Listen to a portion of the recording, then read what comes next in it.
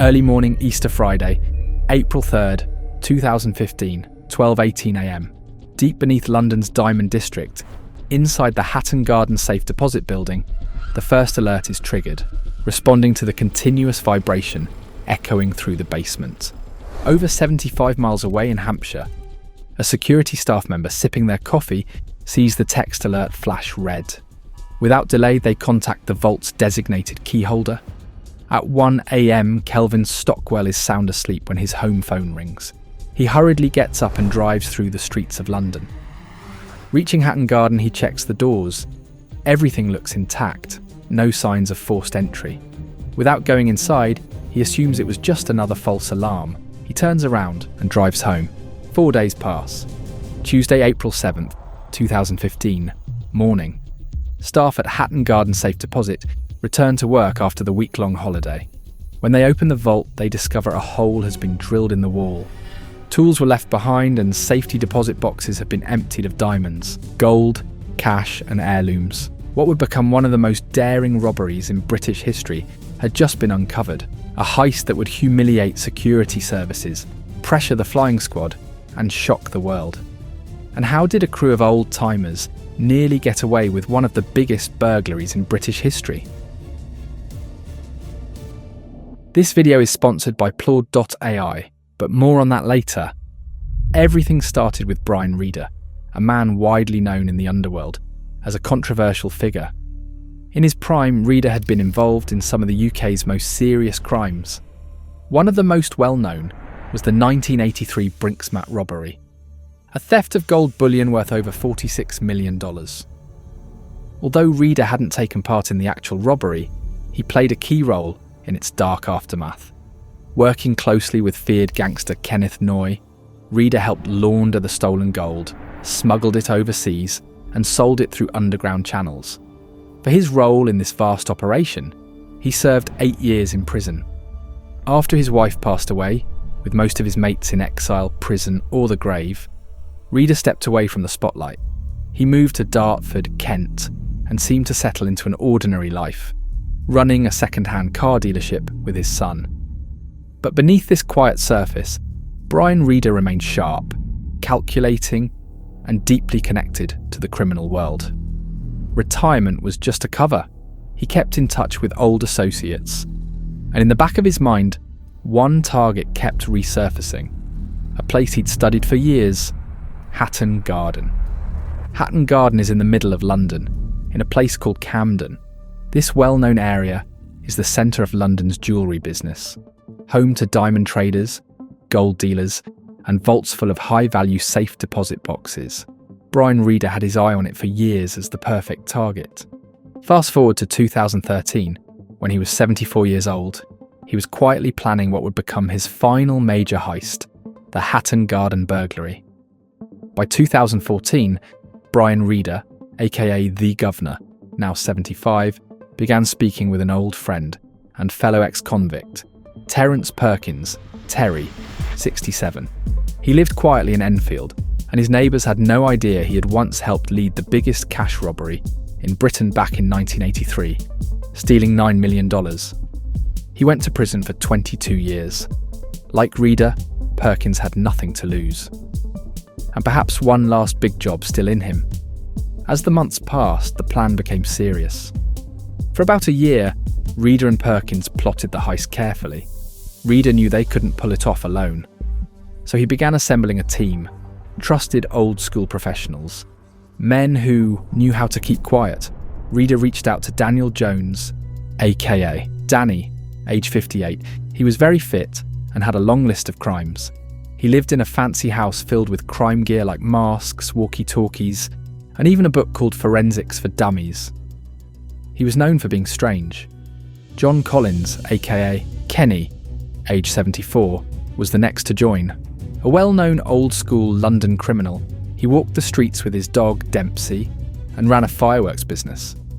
He took on the role of lookout and getaway driver, handling surveillance and logistics outside. Fun fact, by this age he was having hearing problems and was forgetful. Not exactly what you want in a heist. Carl Wood, age 58, had a dark criminal past. He looked harmless, but was a dangerous criminal, He was recorded in a police sting, talking about torturing a man for money and disposing of him.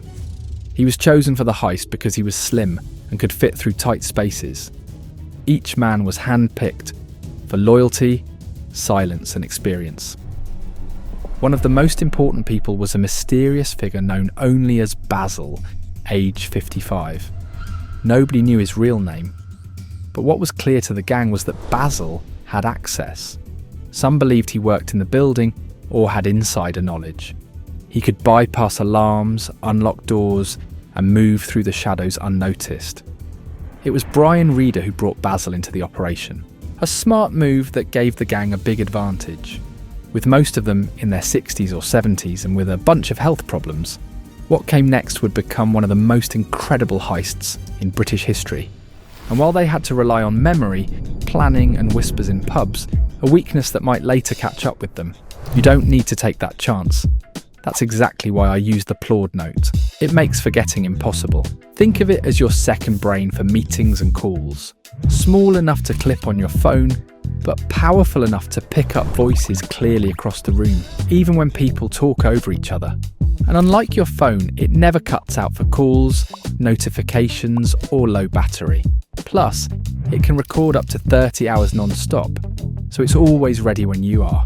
When the meeting's over, Plord uploads everything to the app and turns long conversations into something you can actually use. Full transcripts that show who said what, summaries with clear action items, follow-up emails and notes ready to send. The best part? Ask Plord. You can literally say, "What did John promise last week?" Or "Draft me a recap for my editor," and it pulls it up instantly, like rewinding your memory with perfect recall. And because evidence matters, everything is locked down with end-to-end encryption and compliance with SOC2, GDPR, HIPAA, and EN1 8031. Don't let the important details slip away. With Plord Note, every word turns into insight. Hit the top link in the description or scan the QR code and use code FPD20 for 20% off. Brian Reeder and his gang individually made multiple trips to Hatton Garden, studying every detail. Entrances and exits, security systems, business hours, and blind spots. To passers-by, they looked like just another group of elderly men walking the streets. But in truth, they were scouting the perfect crime. They chose the Hatton Garden Safe Deposit Company as their target, a secure vault beneath London, filled with cash, diamonds, gold, and precious metals. They mapped out the building's layout, noted flaws in its security. Everything was set. And now timing was everything. They chose the Easter bank holiday weekend, when most businesses would be closed, giving them 4 full days of uninterrupted access. In the weeks leading up to the robbery, every Friday night they gathered at the Castle pub on Pentonville Road in Islington to finalise their scheme, divvy up roles and list tool requirements. The goal: to break into the vault beneath 88 to 90 Hatton Garden, bypass the alarm systems, drill through a 50-centimetre concrete wall and empty as many safe deposit boxes as possible, all during the quiet Easter weekend. Before the robbery begins, Reeder tells his men, "Let's show the digital generation what the old school can do." And that is how the robbery began. Thursday night, April 2nd, 2015. Easter weekend had begun. A 7-storey building at 88 to 90 Hatton Garden, mostly used by jewellers, was silent. The Hatton Garden Safe Deposit Vault was in the basement. During the day, the main and glass doors used to be unlocked, but at night tenants needed keys and codes to get in. At 9:19 p.m, the staff at the Hatton Garden Safe Deposit Company had locked up and gone home, expecting 4 days of peace. At 9:21 p.m, a white van pulled up outside 88 to 90 Hatton Garden. From it stepped a group of older men, Danny, Terry, Carlwood and Basil, dressed like a maintenance crew, in reflective work gear and work boots, except Danny, who wore a blue jacket and a black flat cap. He was carrying a black sack. Kenny remained in the van to act as lookout, monitoring police radios and traffic. Brian Reeder, 76, boarded a bus from Dartford and arrived in the Hatton Garden area carrying a large holdall. He separated from the gang to avoid attention. Faces calm, movements careful, they began to unload heavy equipment, which was hidden in wheelie bins, including Hilti D350, industrial diamond core drill, crowbars, angle grinders, bolt cutters, hydraulic ram. They looked like any late-night crew called in to fix an emergency. No one paid them any attention. By 9:30 p.m, neighbouring jeweller locked up his shop and finally left the building. The gang had their eyes on him. As he left, the gang got into action. First, Basil entered through the main doors. He had access to the building. The building generally had an unstaffed lobby with a staircase leading to the basement. Though it had an elevator, it no longer went to the basement for security reasons. Basil then opened the fire exit door to allow the others in. The remaining gang entered through the fire escape, carrying buckets, air conditioning unit parts, wheelie bins, and tools. Back on the street, the white van drove around the block and parked on Cross Street. Kenny got out and walked to the back of the van. He went into 25 Hatton Garden. From there, he could see both doors of 88 to 90 Hatton Garden. Colin stayed there to keep watch. Danny and Basil went upstairs to the second floor and disabled the lift at the second floor. Then they opened the lift doors at ground level and climbed down 12 to 14 feet through the shaft to the basement level. They reached the basement and broke through a thin steel shutter to enter. As they entered, Basil immediately disabled the alarm and CCTV systems using a jammer and his access to the control panel. With Basil's help, they opened the outer sliding iron gate to let the others in, carrying tools and wheelie bins. As they were opening the iron gate, at 0018, the alarm managed to send an SMS message to the monitoring company. Even though Basil disabled the alarm, it still had a little spark left, enough to trigger a signal. Within 2 to 3 seconds, at 0021 AM, an intruder alarm was confirmed, over 75 miles away, in a quiet monitoring centre in Hampshire. A red light flashed. A sleepy security worker sipping coffee glanced at the screen. It was a text alert coming from Hatton Garden. Following procedure, the officer called Alok Bavishi, the son of the owner of Hatton Garden Safe Deposit Limited. Alok instructed a security guard, the vault's key holder, Kelvin Stockwell. Kelvin, fast asleep at home, was startled awake by the ringing phone. He was the man in charge of checking out security alerts. There had been false alarms before. Still, he dressed, got into his car, and drove through the quiet streets of London. Kelvin arrived at Hatton Garden at about 1:15 AM. At this point, Lookout Kenny, who was on duty, had fallen asleep and failed to alert the gang. To Kelvin, everything looked fine. The doors were shut. There were no broken locks, no broken glass, no signs of trouble. He didn't go inside. He assumed it was another system glitch, like before, and informed Alok Bavishi, who was by then 5 minutes away, that everything appeared secure. Both men returned home. Back in the basement, there was another iron gate. It was far harder than they thought. They had to cut through it. It took a lot of their time. Several hours went into just cutting the iron gate. Once done, they were in front of a 50-centimetre thick, reinforced concrete wall. And behind that wall was their aim: 999 safe deposit boxes filled with millions in valuables. Instead of trying to open the vault door, they came up with the idea of drilling a hole just beside the door. The gang began drilling. Now at last, Danny Jones was able to apply what he'd spent so many nights studying on YouTube. A Hilti DD350 diamond-tipped drill, a powerful industrial tool. It made a quiet, steady whine, not loud enough to wake residents, but the sound echoed deep through the basement. The gang kept working, they kept drilling. But after hours of effort, the drill machine began to shudder, and panic started to set in. The drill wasn't cutting through the concrete as smoothly as planned. They were hot, tired, and tense. After a long time, they finally made a hole in the thick concrete. But the hole was too small for anyone to get through. They created 3 adjoining circular holes in the thick wall. By 6:10, they finished drilling a hole into the vault wall. about 25 centimeters wide. It was a moment of celebration. But as Terry looked through the hole, his excitement turned into horror in seconds. Instead of open space, he saw hard metal. They realized it was the back of metal cabinets. Though they had already thought of this case and had already made arrangements, now it was time to use a hydraulic ram powered by a pump and hose to push over the metal cabinet containing the safe deposit boxes. They tried moving it, but it didn't budge an inch. The cabinets were bolted in place. The steel cabinet stood firm. Panicking, the heat in the vault was crushing for a bunch of old guys. It was getting hard to use that machine. Realizing that time was running out, gang members started to panic. Staying longer would increase the risk of getting caught. The robbers made the decision to leave. Getting caught was the last thing they wanted now. They gathered as many tools as they could, abandoned some equipment, and exited the scene around 8:10, quickly and quietly. Yet the heist was far from over. The following day, the gang members began to argue.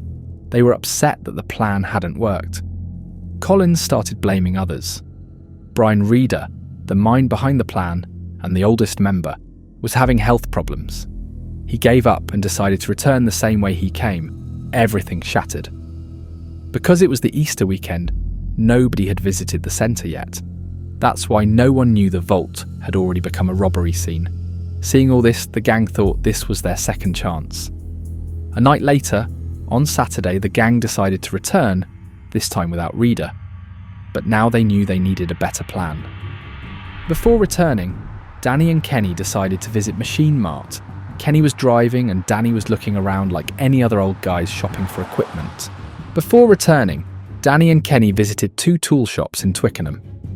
Danny bought a new pump and hose manufactured by Clark in Machine Mart. He gave his details as V. Jones, after Vinnie Jones, the actor from the 1998 heist movie Lock, Stock and 2 Smoking Barrels. On Saturday night, April 4th, 2015, at 10:04 p.m, the gang came back. This time they were better prepared. Again, the mysterious thief Basil was able to enter 88 to 90, Hatton Garden through the communal street-level door, while Danny, Wood and Terry waited near the fire escape. Danny was carrying the new hose and pump in a red box.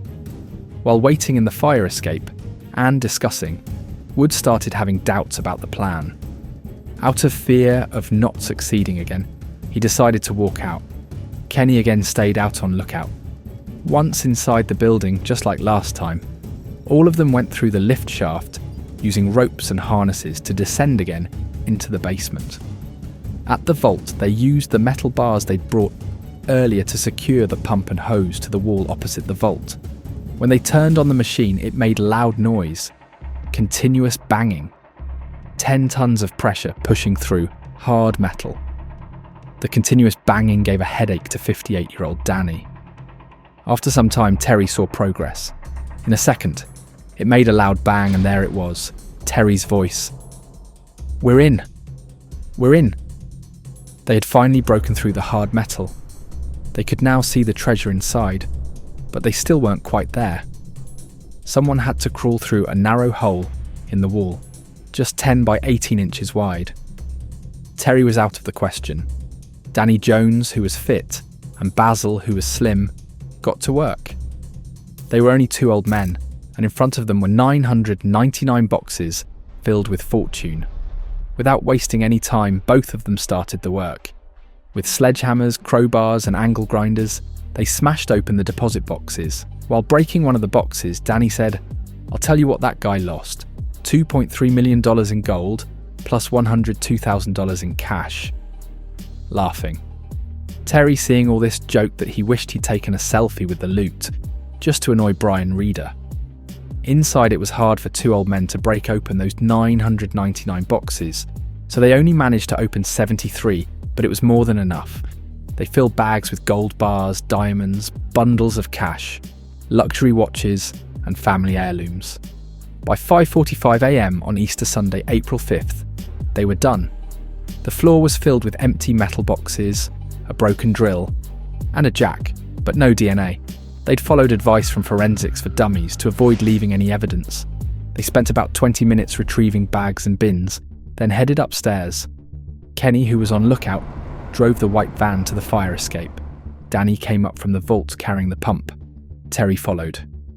Basil joined again, carrying a bin bag on his shoulder. Together, they dragged a wheelie bin loaded into the van. It was so heavy that Terry had to stop at the top of the stairs, gasping for breath. For this bunch of old guys, it was too much. The gang completed loading wheelie bins filled with fortune and bags into the van. They departed east in the white van by 6:44 a.m. successfully. It was a masterstroke. Later, they left the white van in an abandoned place. That night, 4 old guys looted 75 out of 999 deposit boxes, valuables worth an estimated £14 million. The Hatton Garden burglary, one of the biggest and certainly the most daring and unusual robberies. After the job was done, Kenny drove the gang away in his Mercedes, dropping each man off at his home. Within 36 hours, they had already split the loot. April 6, 2015 went smoothly, unnoticed, then arrived. Tuesday, April 7th, 2015. Morning. At 8:10, after a week of Easter holiday, staff at Hatton Garden Safe Deposit returned to work. When they opened the vault, they discovered a horrified view in front of them. Kelvin Stockwell, the security guard, arrived at work and was told by his colleague, "I think we've been robbed." In panic, Kelvin went downstairs and looked through the hole where the lock had been and saw drills, pipes, cutting tools. Total chaos. They called the police. Within 15 or 20 minutes, police arrived, opened the door and went into the vault. It looked like a bomb had gone off. A total dumpster. The flying squad, an elite team in London's police force known for chasing down serious criminals, were called in. 2 top detectives led the case. Paul Johnson, the experienced senior officer. Jamie Day, the lead case officer, who was the first to enter the vault after the crime. The flying squad usually handles dangerous crimes, but this case was huge and clever, so they took it on. Soon news spread that the famous Hatton Garden vault was robbed, and despite the security alert, no action was taken. By 10 a.m, the street outside Hatton Garden Safe Deposit was crowded, with shocked, angry victims, reporters, and insurance agents. A street full of distraught jewellers and dealers wanted to know if their boxes had been robbed or not. No one was allowed inside. All they could do was wait. The police were inside, sorting through the wreckage. One diamond dealer said, "I was home enjoying a cup of coffee and a piece of Passover cake. Then I heard my children talking about a big robbery. At first I didn't pay attention. There are robberies all the time," I said. But then my child said, "It's the Hatton Garden Safe Deposit." And I've never felt anything like that in my life.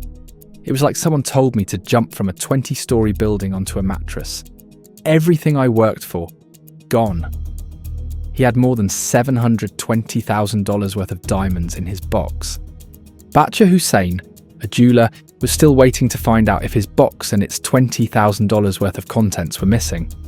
He said, "It's really shocking and upsetting for what went wrong. I'm anxiously waiting to find out what really happened." It took days for police to know the actual amount stolen. Robbery calls from police were made to holders of deposit boxes, asking, "Can you give us a list of what was in your box?" But it wasn't a simple question for everyone. Some didn't know exactly what was in their box. Others didn't want to say. There were whispers that some boxes may have held undeclared cash, stolen goods, or other illegal items. Simon said his brother had an uninsured box worth £150,000, containing a £40,000 diamond, platinum gold, and other diamonds worth between £5,000 to £10,000 that had been confirmed missing. "I'm very angry. It's my brother's life down there, and the worst thing is we don't know what's happened," he said. People use safety deposit boxes for many reasons, and one of them is to stay anonymous.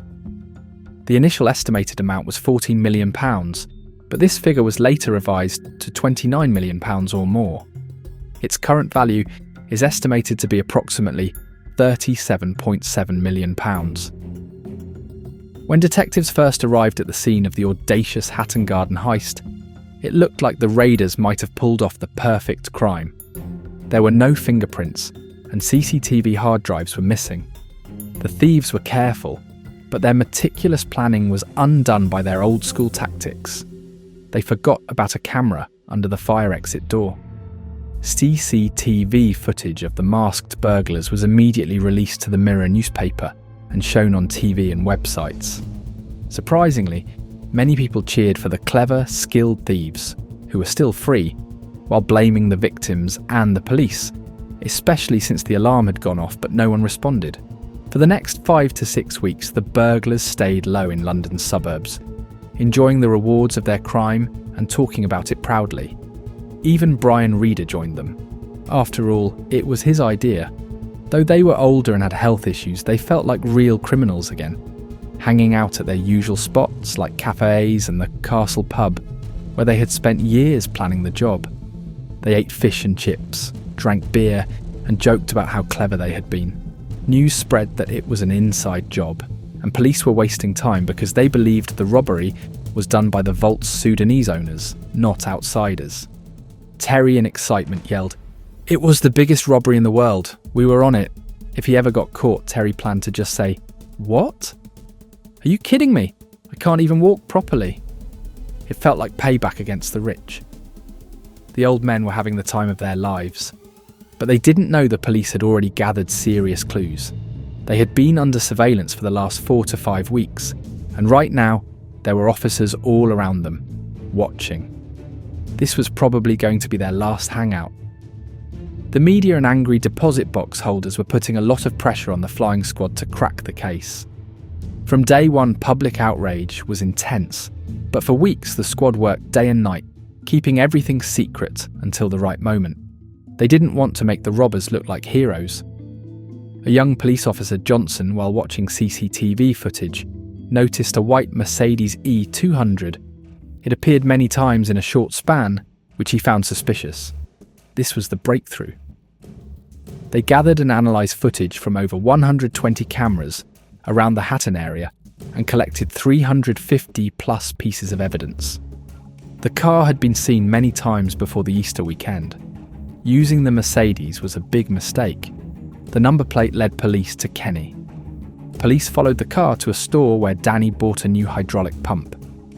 Connecting the dots, detectives learned the gang used walkie-talkies during the heist, but used their own mobile phones before and after, which helped police connect. Cars, phones, CCTV footage. Police got special permission to bug 2 of the gang's cars, Kenny's Mercedes and Terry's Citroën Saxo. They followed the old men for weeks, unnoticed. They even used lip readers and hidden cameras in bars.